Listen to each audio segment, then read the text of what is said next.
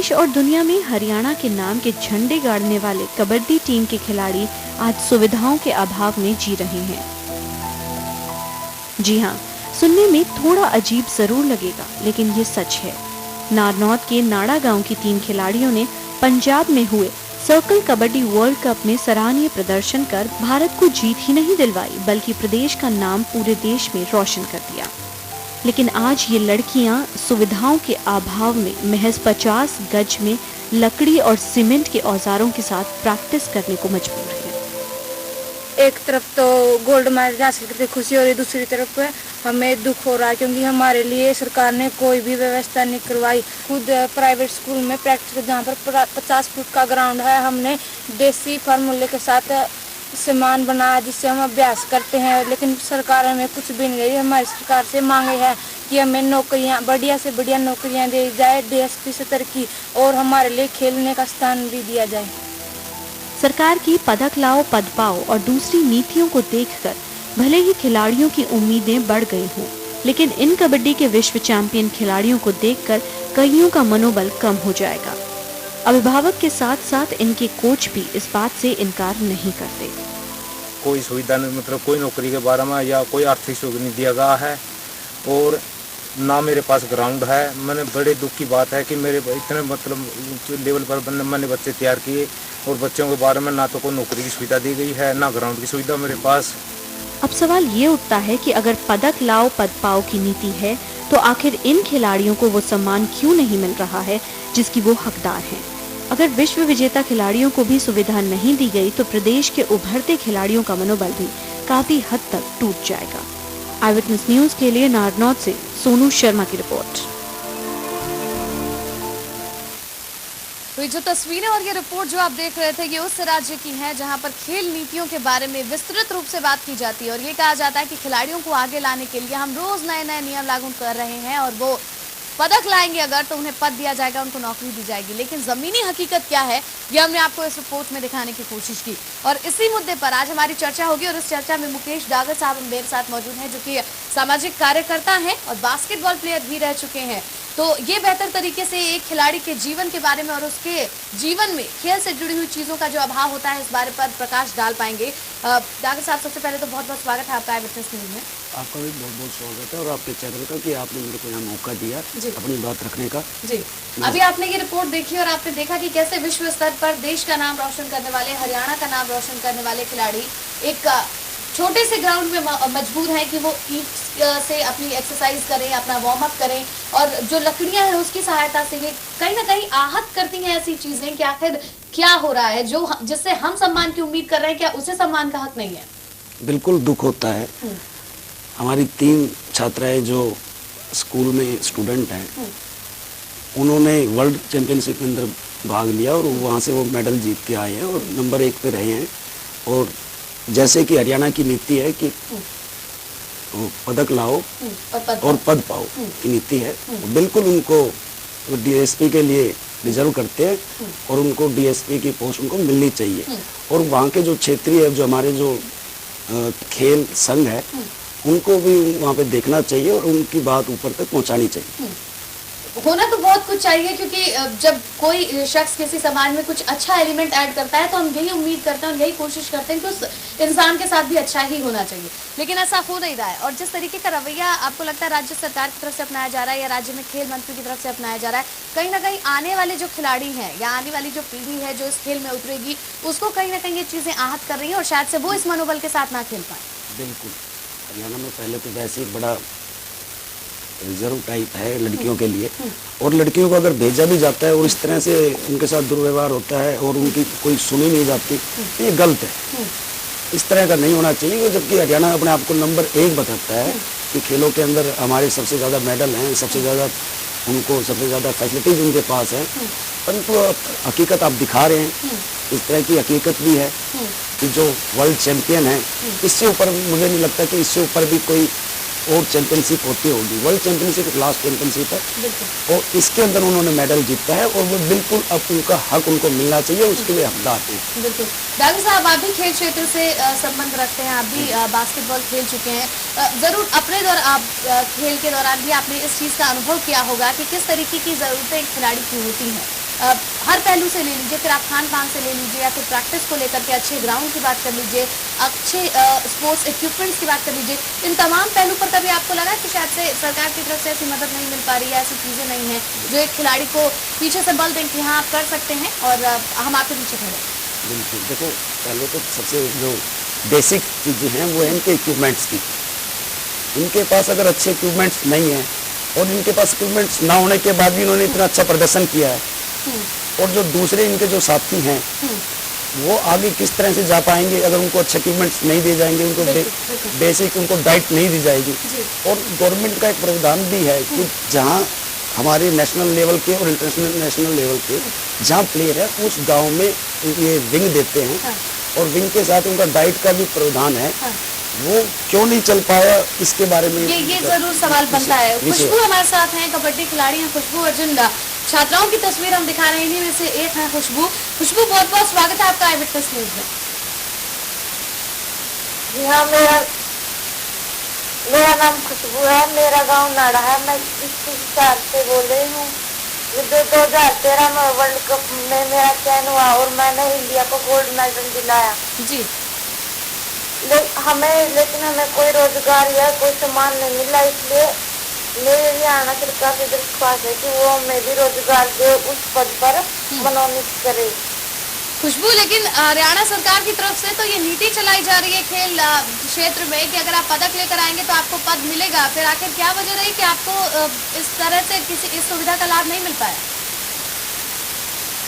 इसका तो हमें पता नहीं कि हमें जो वर्ल्ड कप में खेलने के बावजूद भी हमें कोई पदक नहीं मिला, लेकिन हमारी हरियाणा सरकार से दरख्वास्त है कि जो हर बच्चों को दिया जाता है वो हमें भी सम्मान दिया जाए और हमें भी उस पद पर मनोनीत किया जाए। जी खुशबू, अभी तक आपको ये सम्मान नहीं मिला है, ऐसा कोई भी पद नहीं मिला है, तो क्या ऐसे में आपने कभी किसी से बात की, किसी अधिकारी से या फिर इस क्षेत्र से जुड़े हुए किसी मंत्री से, कभी अपनी आवाज वहाँ तक पहुँचाने की कोशिश की? 1-2 बार पहले भी अपील की, लेकिन अब तक कोई भी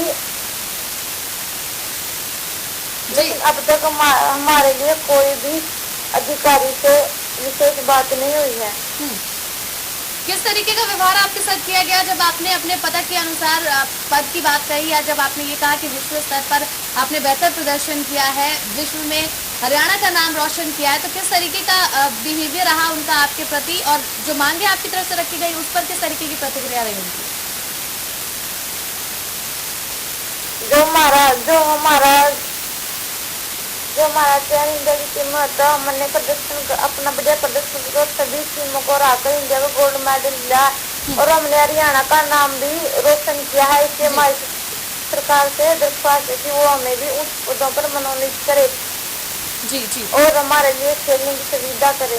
जी चलिए, हम पूरी कोशिश करेंगे कि हमारी आवाज़ सरकार तक पहुंचे और जिस तरीके की मांग आपने सरकार के सामने रखी है उस मांग को पूरा किया जाए, क्योंकि खेल नीति के जिक्र में बात में इस बात का जिक्र किया गया है कि पदक लाओ और पद पाओ। बहुत बहुत शुक्रिया खुशबू। फिलहाल सुदेश जी हमारे साथ हैं, सुरेश जी जो कि कोच रह चुके हैं और कोच हैं खुशबू के, जो कबड्डी खिलाड़ी हैं, उनसे जानते हैं कि किस तरीके की दिक्कतें आ रही हैं खेल के दौरान, या जब प्रैक्टिस करते हैं ये तो उस दौरान किस तरीके की दिक्कतें आती हैं। सुदेश जी, बहुत बहुत स्वागत है आपका आई विटनेस न्यूज में। जी, हम इस खबर को उठा रहे हैं और हम ये मान के चलिए कि हम राज्य सरकार से सीधे तौर पर ये सवाल पूछ रहे हैं कि जो खिलाड़ी ऐसे हैं जो हरियाणा के लिए या देश के लिए गौरव हासिल कर रहे हैं, आखिर उन्हें गौरवान्वित करने में सरकार को क्या परहेज है, किस तरीके की दिक्कत आ रही है, क्या शिकायत आपकी राज्य सरकार से? सबसे पहले तो ये बता दीजिए। ये मैडम, पहले एक जिम्मेवारी की बात होती है, जैसे पंजाब सरकार जिम्मेवारी लेती है अपने खिलाड़ियों की जी, और उनको उसके बाद में नौकरी का भी ऑप्शन देती है वो। लेकिन हमारे हिसाब से जो वर्ल्ड कप होता है वो एक ओलंपिक से कम नहीं है जी, और अब इसकी फेडरेशन भी तैयार हो चुकी है, वर्ल्ड लेवल पे कोशिश कर भी रहे हैं और हमारे बच्चे वहाँ बहुत अच्छे खेले हैं।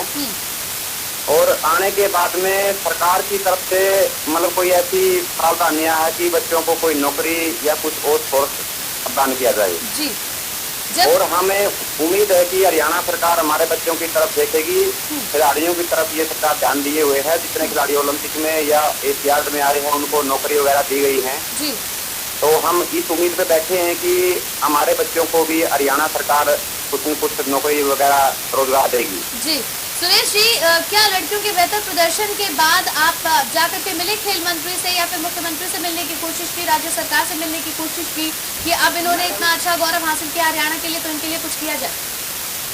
मैडम अभी तक हमने कोशिश नहीं की। हम इंतजार में है कि हमें आस है कि हमारी मुख्यमंत्री महोदय ये हमें खुद प्रपोज करें कि कहाँ बुलाना है, वो अपने आवास पर बुलाएं या चंडीगढ़ बुलाएं। जी तो हम इस उम्मीद पर बैठे हुए हैं कि वो हमसे कब बुला भेजेंगे। जी और सरकार के कुछ नुमाइंदों से हमें बात की थी, उन्होंने कहा है कि आप वहाँ आ जाओ और मुख्यमंत्री से बात करेंगे, ऐसी कोई बात नहीं है। वर्ल्ड कप खेले हुए खिलाड़ी हैं, इनको हम रोजगार का प्रावधान देंगे। जी सुरेश जी, हम पूरी ये उम्मीद करते हैं और हम आशा करते हैं, साथ ही अपनी शुभकामनाएं आपको देते हैं कि आने वाले वक्त में आपने जो शिक्षा अपने इन बच्चों को दी है और जिस तरीके से इन खिलाड़ियों को आपने प्रशिक्षित किया है खेलने के लिए, वो भविष्य में आपका नाम आगे भी रोशन करें और जो आपकी मांगे है राज्य सरकार से और जिसके लिए आप लोग पूरी तरीके से योग्य हैं, वो मांगे मान ली जाए, उसे सुन लिया जाए। बहुत बहुत शुक्रिया आई विटनेस न्यूज से बातचीत करने के लिए। मुकेश डागर साहब, सुना आपने जो बातचीत हमारी हुई, जो खिलाड़ी थी उन्होंने भी इस बात को कहा कि अभी तक ये कोशिश कर रहे हैं कि राज्य सरकार की तरफ से इन्हें बुलावा है क्योंकि इन्होंने गौरव हासिल किया हरियाणा के लिए, देश के लिए, लेकिन अभी तक किसी तरीके का कोई बुलावा ही नहीं आया, ना ही किसी तरीके का कोई सम्मानित किया गया है। आप पदक और लाने के बाद पद की बात तो छोड़ दीजिए, लेकिन कहीं भी नोटिस में ही नहीं है, ये बात बहुत ज़्यादा दुख पहुंचा है। बिल्कुल ठीक बात है। सबसे पहले तो जो वहाँ का जो डिस्ट्रिक्ट स्पोर्ट्स ऑफिसर है इनका, जींद शायद ये जींद में लगता है, ये गाँव जींद या हिसार में लगता है, उनका फर्ज बनता है कि इस तरह की रिपोर्ट को सीएम को दे और इनका जो उचित अधिकार है वो इनको दिलवाया जाए। डिस्ट्रिक्ट स्पोर्ट्स ऑफिसर अपने पर्सनल लेवल पे इनके पास जाएगा। इस तरह की अचीवमेंट ये आम अचीवमेंट नहीं है और डिस्ट्रिक्ट स्पोर्ट्स ऑफिसर इनका जो भी इनके जो पेपर वर्क जो इनका भी तैयार करना है, सीएम से मिलवाना है या जो भी जो अधिकार स्पोर्ट्स मंत्री को लिखना है, वो सब जो पेपर वर्क है वो सब डीएसओ का काम है और वो उसको करना चाहिए। अगर नहीं करा तो इनको उनसे जरूर मिलना चाहिए था डिस्ट्रिक्ट स्पोर्ट्स ऑफिसर से कि इनकी इस तरह की अचीवमेंट के अंदर प्रावधान है, भीम अवार्ड है, अर्जुन अवार्ड है, उसके लिए भी इनको अप्लाई करना चाहिए। लेकिन डागर साहब, आपको लगता है कि जितनी भी नीतियों के बारे में बात करें, जैसे खेल के बारे में नहीं बात कीजिए, तो समाज में जो सुधारने के लिए या फिर लोगों को सही तरीके से खान पान देने के लिए या फिर सही जगह मुहैया कराने के लिए जो भी नीति जो बनाई जाती है राज्य सरकार के हिसाब से, वो नीति सुनने में जितनी अच्छी लगती है, उस नीति को जोड़ करके जो सुनहरे सपने दिखाए जाते हैं, उसकी हकीकत उतनी ही ज्यादा गंदी नजर आती है, उतनी ज्यादा भद्दी नजर आती है जब हम उसे सच में देखने की कोशिश करते हैं तो। और शायद वही तस्वीर अभी हम देख रहे हैं, जिसको देख करके आप और हम यहाँ पर अफसोस जता रहे हैं कि आखिर क्यों अभी तक राज्य सरकार को इस बात की खबर नहीं और क्यों कोई कदम नहीं उठाया। देखो, दुख होता है बिल्कुल। इतनी मेहनत से एक प्लेयर बनता है, उसको वो प्राथमिक उसमें जब आता है, 5th क्लास से ये बच्चे शुरू करते हैं, 5th से जाके 12th तक परफॉर्म करते हैं। 12th के बाद जब इनका कोच इनके साथ होता है, इनको आने जाने में दिक्कत होती है, इनके खान पीने में प्रॉब्लम है, इनके खाने में, रहने में, तो सब तरह की इनको परेशानियाँ ही परेशानियाँ। उसके बाद भी जब प्लेयर इतनी हाई ऊपर और ऊपर पहुँच जाता है और वर्ल्ड चैंपियनशिप वो जीतता है, तो बिल्कुल वो बधाई के पात्र बनते हैं और उनका उचित अधिकार उनको मिलना चाहिए। और मैं भी अपने पर्सनल लेवल पे यहाँ खेल मंत्री से मिलूंगा और उसके बारे में उनको बताऊंगा कि इस तरह की अचीवमेंट है और जो वो क्या कर सकते हैं उसके बारे में। लेकिन सिर्फ ये पहले खिलाड़ी ऐसे नहीं है जिनके साथ इस तरीके का मतलब वाकया पेश आया, इससे पहले भी बहुत देखो, सरकार तो दावा करती है कि हम करोड़ रुपए देते हैं जो इंटरनेशनल लेवल पे, वर्ल्ड लेवल पे जो होता है। अभी कहते हैं इनको कुछ भी आज तक नहीं मिला है। ये अपने आप में एक गंभीर विषय है। बिल्कुल मुकेश डागर साहब, इस चीज़ के लिए मेरे को ज़्यादा पीछे जाने की जरूरत नहीं है। मैं आपको बता दूं कि अभी लगभग 2 दिन पहले ही हमने बोल था हरियाणा में इस बात को उठाया था। रामलाल जी एक ऐसे शख्स हैं जिन्होंने माउंट एवरेस्ट की चोटी पर झंडा फहराया था और उनके आसपास के लोगों ने उन्हें सपोर्ट करके वहां पर भेजा था। उस दौरान ये घोषणा की गई थी कि उन्हें 5 लाख रुपए इनामी राशि दी जाएगी और आज तक वो इनामी राशि उन तक पहुंची नहीं है। तो ऐसे हालात सिर्फ इन खिलाड़ियों के साथ नहीं है, बल्कि जो पुराने खिलाड़ी उनके साथ भी ऐसे ही हालात है। तो नीति करनी और कथनी में बड़ा फर्क है। हाँ। नीतियाँ क्या बनती हैं और वो ग्राउंड लेवल पे आते आते क्या उनका क्या हाल होता है, तो ये देखने में पता चल रहा है कि सरकार की नीतियाँ कुछ हैं और ग्राउंड पे कुछ हैं।